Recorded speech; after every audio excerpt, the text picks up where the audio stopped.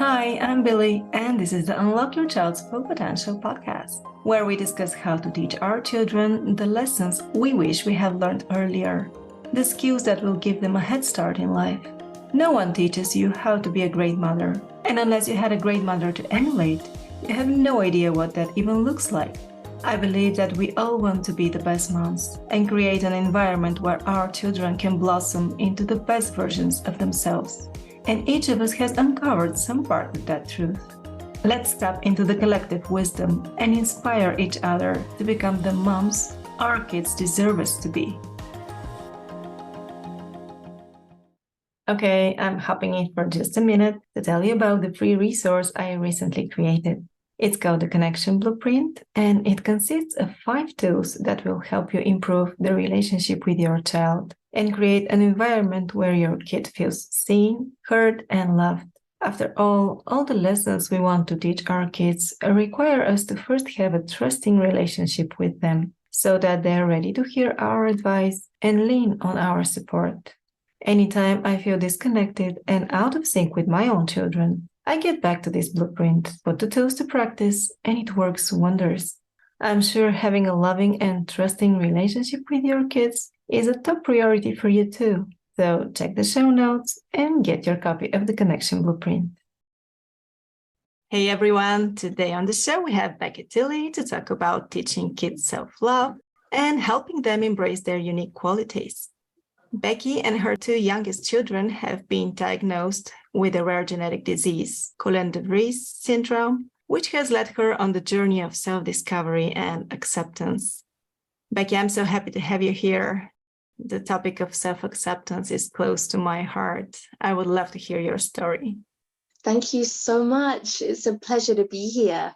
My journey began when I grew up with this rare syndrome that I never knew I had until my beautiful baby boy was born. The first daughter I had was neurotypical, so smooth pregnancy, she hit all her milestones, and then day after her first birthday, we found we were pregnant again with my son, and again the pregnancy went ahead normally. There was no red flags for any abnormalities or anything like that, so I expected it to be the same experience as my firstborn, but it wasn't at all. My son was born with hypotonia and breathing difficulties, and he was rushed off to NICU.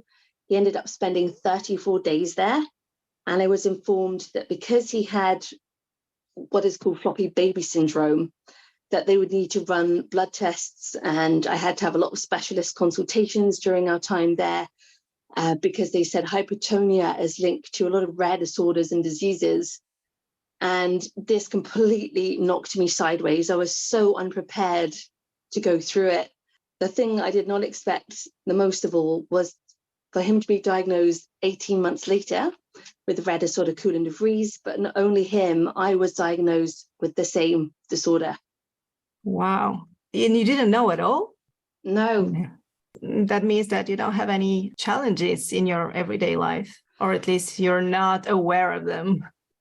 I would say there is one major challenge that I've had even since childhood, and that is anxiety disorder. Mm-hmm. This is something that I never really believed I had. I would always just describe myself as a worrier, basically. But when I look back at my childhood, I think it's so clear to me because I had learning difficulties at school. I was in special education classes for maths and English. So I always struggled to keep up with my peers. Socially, I struggled because I was a target for bullies in every school that I went to. Oh. So it was only looking back that I thought, I see the signs that there was something different about me. I just had no idea at the time that it was something genetic.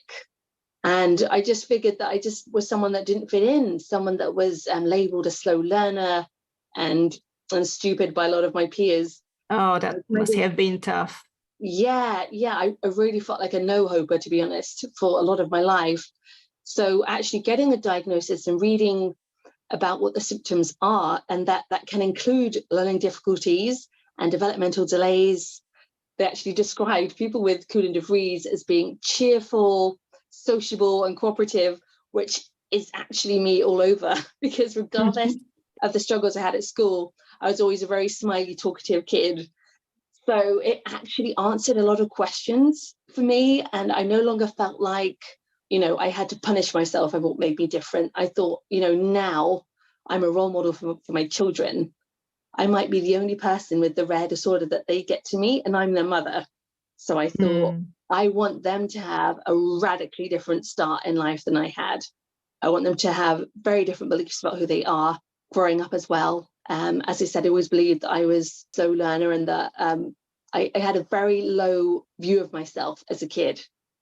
And I want my kids to really, from the earliest age, to be able to embrace what makes them unique, to celebrate it, and to enjoy what makes them different, and never to see it as something that makes them less than anybody else. Oh, that's beautiful. Yeah, and you're aware of it, so I'm sure that you're going to succeed in giving them that. If you're diagnosed early on, does that help the treatment? Is there any treatment, or you just learn to deal with the symptoms? Same as with many rare conditions, there is a spectrum for it, and it affects every individual differently. My son, actually, even though he was diagnosed with hypertonia, learned to walk before me when I was younger. I learned to walk when I was nearly 2, and my daughter is just walking now, as in confidently, much more than crawling, and she's 21 months. So she also started walking before me. So it varies so much. The difference between me and them in the early years is that I was an early talker, whereas my kids, Avery babbles at 21 months. She doesn't say any words. Josh is 3 years old, and he can say words like yeah, and he'll say bull occasionally, but most of the time he'll use sign language. Oh. And yes, so he's having speech and language therapy. His understanding and comprehension is fantastic. He understands so much. So, and also my daughter, I see her going much the same way, which I'm prepared for because Josh is already there as such. So I know exactly what to do, what therapies to do with her, and how to support her to learn in her own way how to communicate as such. Wow. They're blessed that you're their mother, and then that you're giving it all. You seem so dedicated to giving them a better childhood than you had.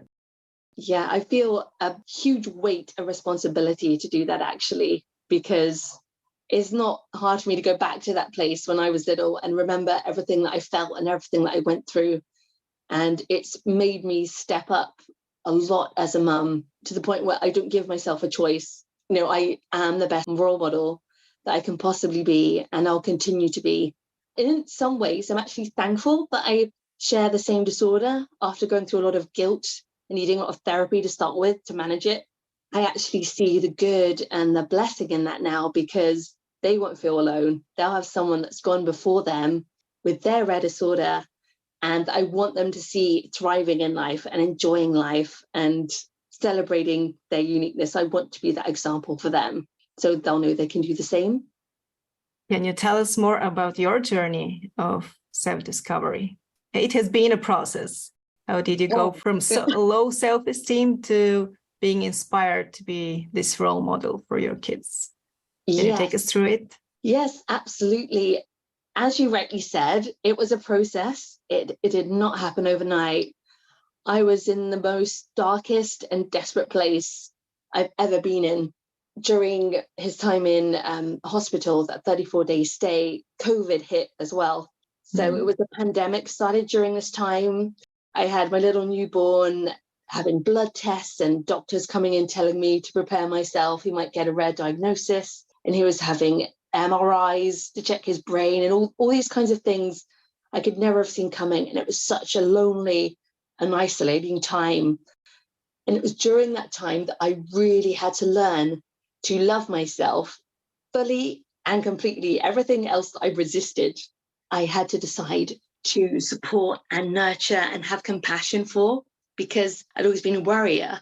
I thought, this isn't acceptable anymore. I can't be the mum they need and stay in the state of worry and angst.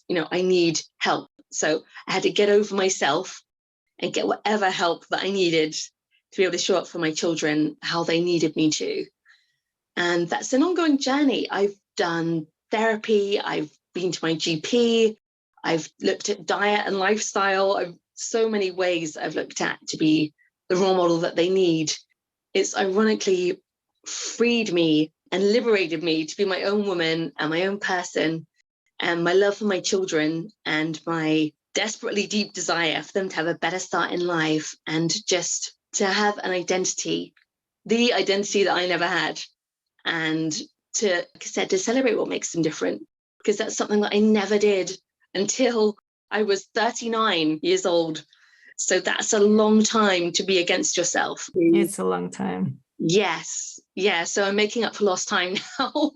And I'm encouraging as many other people as I can to do the same. Do you have any daily practices that keep you in the right mindset? Some self-care practices? How do you stay on top of it, having 3 young kids and having a history of worry? A big part of that for me is pursuing my passion in life. Regardless of all the weaknesses that I've had, I've always wanted to encourage people. And I think that's really come from how much I've needed it in my own life. Because like I said, I always felt like I didn't belong. I always felt like a misfit and an outsider. And it actually made me want to be the person I needed for somebody else. If I ever saw someone on their own and looking awkward or shy or not wanting to say hello to anyone, I'll be the first one to go over and say, hi, my name's Becky and what's your name? And I'll try and make them feel welcome and accepted, because I know what it's like to feel the opposite. So I decided to turn what was a weakness and a trauma in many ways for me growing up. I thought, how can I use this to help other people not feel the same way I have? And I've really taken and am continuing to take that as far as I possibly can, because to me, even though I believe a lot of mine came from my rare disorder, I know anxiety disorder, it's universal. It's not something that's just for people with a rare disorder or an illness. It's everybody, I believe, goes through that battle. So I thought, I can actually help as many people in the world as I desire to. And I feel really empowered by that. Wow, that's beautiful. What a nice mission in life. In some point of life, everyone feels like that. Yes. And you're like the ray of sunshine that they need at the right moment. Oh, thank you.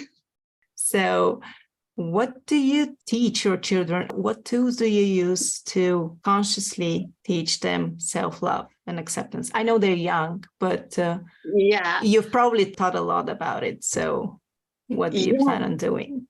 I think it's a lot to do with celebrating them where they are, as they are. My kids are also smiley and happy and I believe confident children. And I think that's because I'm always telling them how beautiful they are, how strong they are, how fun they are to be around. I'm constantly affirming to them everything that's good and great and wonderful about who they are. And I don't take any step of progress or any milestones for granted, because I think when I first had Isabella, who's my firstborn, because she was considered neurotypical, I never really expected her not to hit a milestone. I just looked at everyone around me and I just thought, she'll get there within these time frames. And she did. She didn't surprise me in that respect. Now I've got children who are considered neurodiverse and have developmental delays, according to the health visitor and pediatrician. I've learned to see everyone as an individual, not the people doing better and then the people that are doing worse. To actually just see everyone as everyone's got their own unique path, their way of being, their way of learning, their way of seeing the world. So I've really got a whole new viewpoint on what it is to be unique. So I don't see my children as any less than anybody else. I just see them as their own individuals. And I really believe that helps them because of the labels I had and how I was treated. I will never treat them like they're less than anyone else, like they're stupid or that they're behind. I'll never make them feel that way. I'll always just encourage them to see and celebrate that they are learning and expressing themselves and developing in their own rare and wonderful way. And that's more than okay. Do you think of creating a supportive environment from other people, not just you, from the outside people, where Oh, situations don't occur, where they're treated badly. Are you planning to shield them from that, or you're going to put them in situations where they have to just deal with it? that's a really, really good question. And again, I think a lot of what I do now is based off my own life experience and what I would want to do differently as a kid. I was moved to a different school. The first school I went to, I was physically and verbally bullied by a group of boys, and they were relentless, as in no amount of teachers' meetings or parent meetings got them to stop. So in the end, my parents moved me to another school. A lot of people I can understand would say that was good of my parents to do, and that's wise of them to do. But the problem is, when they moved to another school, my problems went with me. My low self-esteem went to the other school, and it stayed with me through high school, and bullying got really bad there too as well. Even when I was in my teens, I was bullied relentlessly there because I was never taught to stand up for myself. I was never taught to be confident, to not see my learning ability as something that made me, as I keep saying, less than anybody else. I felt like I had like this defect, made me unworthy of being respected or valued. So, I'd always keep my head down, and I'm instilling as much self-confidence in my children as I can. So when people speak against them or bully them, what my hope is that they will know who they are, and they'll know actually what you're picking on speaks more about the bullies than it does about who they are, because I want them to be secure in who they are. Yes, I agree with that. Yes, and I'm not saying it will be easy, but like I said, my parents tried to shield me from bullies, and it did me no good whatsoever. I only wish that I had this confidence, self-esteem to have stood up for myself, because if I could go back, I would. But now I'm doing the best that I can for my children to do that, because resilience is such an important lesson to learn. Like I said, I'm nearly 40 and I've only just learned that now. I no longer stress myself over where I do or don't belong, who I do and don't fit in with. I don't worry about that anymore. Good for you. I still worry about things like that. I think conversations like this and social media, as I saying, Instagram and support groups on Facebook, I'm just like, wow, as in it's really opened my eyes to how diverse our world is and how many beautiful, wonderful souls there are out there. And most of all, that I'm not alone in how I think and how I feel, and I am actually of value and encouragement to people, and I really own that now, probably more than I ever have, and I celebrate it and I enjoy it more than I ever have too. And I just think sometimes when you feel, previously when I felt I didn't belong, I thought that was a reason to change, to fit in, to find ways to blend. And now I feel completely the opposite way. If I feel that, then okay, then build that self-esteem more within yourself, get stronger within yourself. And the connections that I've made has been incredible, and I really count them a blessing. And I actually only did a post yesterday that said, as a result of my rare disorder and who I've become, my real life circle is smaller and tighter, and my social media circle is bigger and wider. It's just the way that it's gone, but it works. For some reason, it really, really works. Awesome. I just imagine that for younger kids and teenagers, that would be a little harder to reflect on and recognize their uniqueness and embrace it. And even more for us as parents to watch them get their hearts broken and don't try to interact and do something about it. So let's hope we do it right. Yeah, it's really, really interesting you should say that, because I'm under no illusion. Like I said, I've been through bullying myself, and it really knocked my confidence, gave me a lot of issues in life. And I know that my kids could go through the same thing. Their life will be their life, and all I can do is love and support them through it. I can't control how people treat them. I can't control how the world receives them. But what I can control is who I show up as their mother and as an individual. So rather than putting it all on them and telling them, you need to be confident and you need to be secure, my kids will be who they are. I always encourage and love and nurture them to be that way. But ultimately, they will be who they choose to be, and I will love them no matter what. So ultimately, it's for me to be what I need to be able to manage when, like you say, when their hearts are broken, when they're rejected, when they're left out and pushed to the side by their peers. It's for me to be strong enough for them to come crying to and pour their hearts out to, and for me to say, I understand and I love you and I'm here. I've had my version of that, but this is who I am today, and I love myself, and I want you to love yourself, and just be that example of teaching them how to do it. And like I said, they'll learn in their own way and they'll have their own definition of what self-love means. I can't do that for them, but Yes. I will do my best to be the best example that I can be for them to emulate. Oh, that's great. That's the best thing to teach them, just modeling the behavior you want to see. I completely agree with that. What I was thinking about teaching self-love and acceptance was positive self-talk.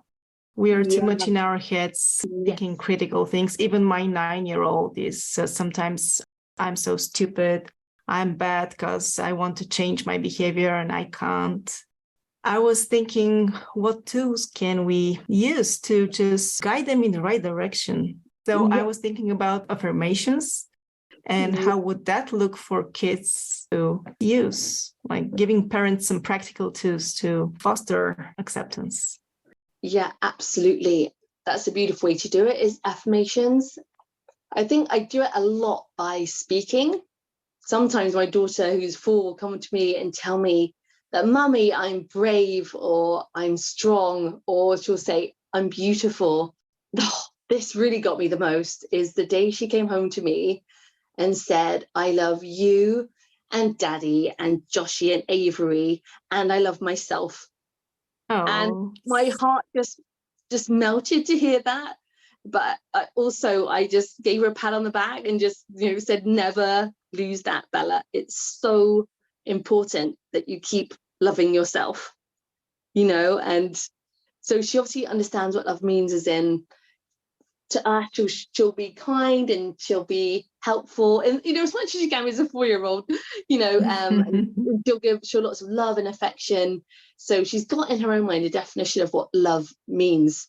So the fact she can tell me she loves herself, which is something that I was never encouraged to do as a kid. So it's great to already see her embracing that, because that's my greatest hope. I can only hope that my other 2 children will believe the same, and that they will grow up at 4 years old, even if they can't verbally tell me, but they will in their own way already be beginning to love themselves. And same as you, I said, that affirmation, I think the more we can do that for ourselves and be a living example of that they see every day, then the more I think that they will be inclined to want to try it and be like Mummy or like Daddy when they see that confidence. And even, I don't mean from a perfect standpoint, because I never would want my kids to think that's the standard, because we're all human. We all have our weaknesses, and it's equally important that they learn to love who they are when they're struggling, to not see their strengths as the only thing to love, if you know what I mean. And I'm very much on that journey, same as you, because I've got my flaws and my weaknesses, and I wrestle with them every single day. But again, my children are a great motivator to learn to love both sides of me, so that when they see things, we've all got flaws, we've all got weaknesses and room for improvement. And I would just love for my children to see that and to own it, but with courage and that self-love, to be able to maintain it, even when they know they need to grow and learn, as we all do. Yes, and seeing us being not perfect as well. That helps them be more loving to themselves. Yes. Yeah, completely. I have some questions I like to ask all my guests. What is your favorite parenting book, if you have one? I've actually written my own. Great, that's even better. Tell us about it. It's in the last stages now before I self-publish, which is such a journey. I really commend anyone that's self-published a book, because there's so much more to it than I thought. It's not the same as journaling and then you close your book and go to sleep. There's formatting and all that kind of thing, but It took me over a year to write it, but it's really my passion project, and it includes parenting and finding your own path in life, blazing your own trail, loving yourself fully. Everything we've been talking about is really within that book. And the first 3 chapters are about parenting and what I've learned as a parent and the gift kids are, and to let them know that, because even before I became a parent, it was an 8-year battle of infertility before I even became a parent. So that's a part of my tough story. Journey. Yeah. So my parenting journey, when you look at the 8 years of infertility and then having 2 children with, rare chromosome disorder, my whole parenting journey has been more than I ever could have imagined from start to the present day. And I've written a lot about that I really hope will encourage parents. Rather than looking for things I can read to teach myself, which, don't get me wrong, I've been listening to your podcast. It's actually really lovely to be on the other side and be receiving things. The minute I read what you did, I thought, I've got to listen to these. Thought they'll be brilliant, and they are. But I spend a lot of my time, 99% of my time, as looking at how I can help parents, give them something to read or listen to that will help them on their parenting journey. You have a story, you have to tell it to the world. I love reading books like yours, so I would wait for you to just send me the link where I can buy it and read it. If you could give moms around the world one parenting advice, what would it be? I would say, I think, is to love themselves. I think actually learning to love yourself fully and completely as a mum is the greatest gift you could give your children, because in doing so, you're teaching them to do the same. Oh, yes. Yes. They're watching us all the time. Yes. Yeah. Yeah. Becky, is there anything else that you would like to share and we haven't touched upon it yet? I think, like you said, it's just being real, like you said, not being afraid to show your own humanity. And as parents, we can be so focused on loving them and supporting them and encouraging them. So we'll do everything we can to make sure our kids feel loved. And I can't stress this point enough, because I'm stressing it to myself daily to remember that the most primary way of teaching them that, as much as it's wonderful to tell them all their strengths and tell them what they're achieving and how, for them to be assured in everything they're getting right and everything they're doing well, it's to show equally what it is to love themselves when things don't go well and when they're struggling and when they're making mistakes. So I think that's really, really important to learn. Please tell our listeners where they can connect with you and learn more from you. Oh, absolutely. I have 2 Instagram pages. One is called Koolen Mama, that I started originally solely for the rare community and to share about Josh and Avery of Koolen-de-Vries and my own personal journey.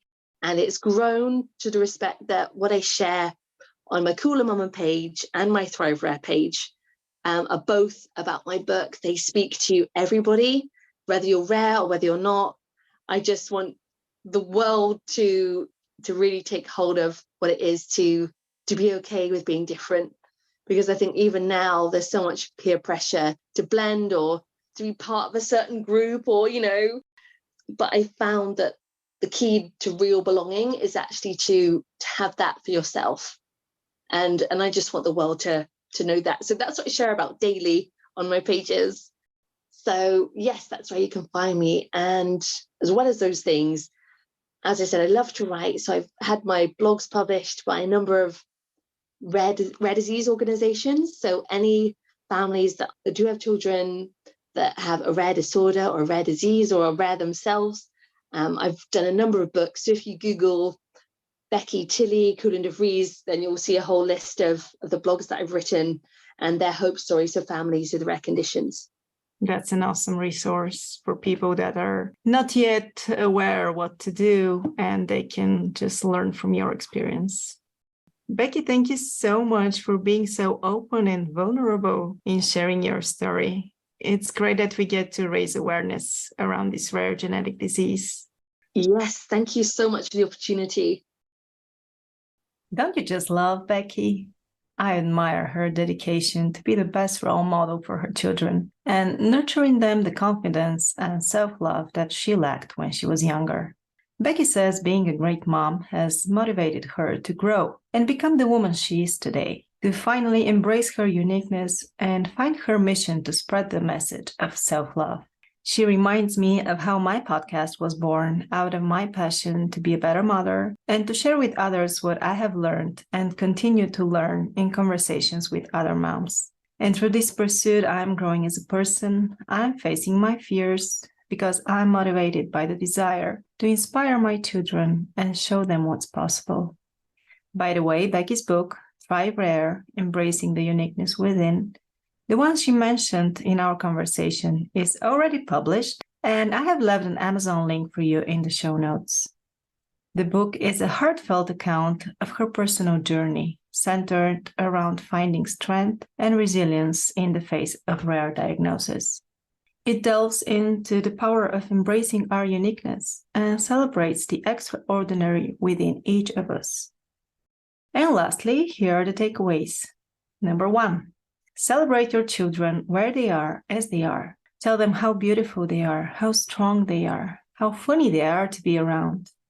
Affirm to them everything that's good and great and wonderful about who they are, and don't take any step of progress or any milestone for granted.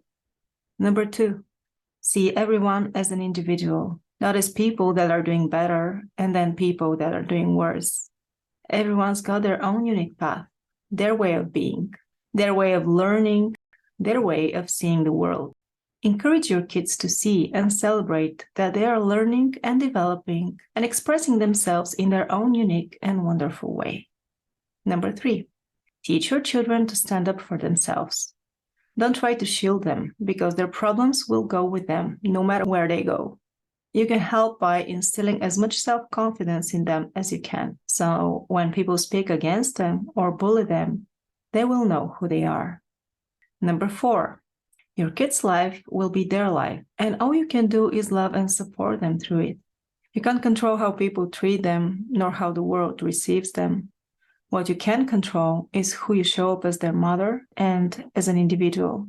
So rather than putting it all on them and telling them, you need to be confident and you need to be secure, encourage self-love. Teach them how to do it by being the best example you can be for them to emulate. They'll learn in their own way, and they will have their own definition of what self-love means. Ultimately, they will be who they choose to be, and you will love them no matter what. Number 5, it's equally important that children learn to love who they are when they're struggling.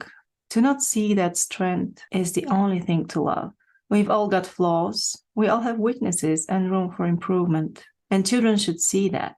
Teach them how to own it with courage and to be able to maintain self-love, even when they know they need to grow and learn, as we all do.